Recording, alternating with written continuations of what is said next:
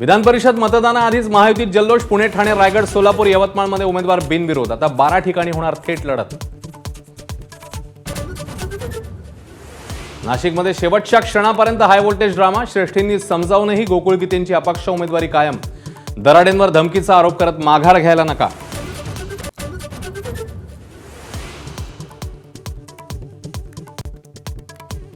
विधान परिषद निवडणुकीत मवियाची नामुष्की. 11 ठिकाणी उमेदवारच नाहीत, 8 ठिकाणी अधिकृत उमेदवारांची माघार. पैशांचा वापर केल्याचा सबकाळांचा महायुतीवर आरोप.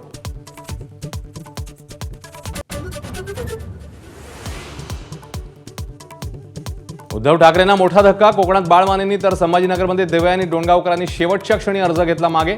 ठाकरेंकडून तिघांची हकालपट्टी.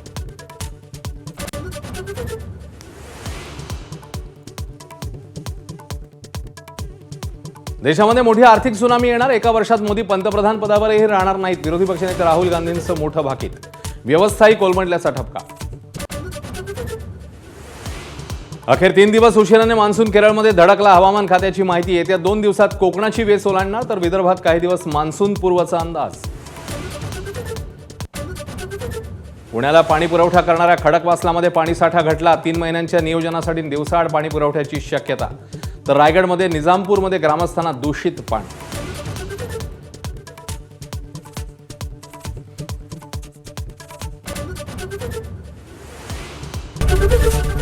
एबीपी माझा, उघडा डोळे बघा नीट.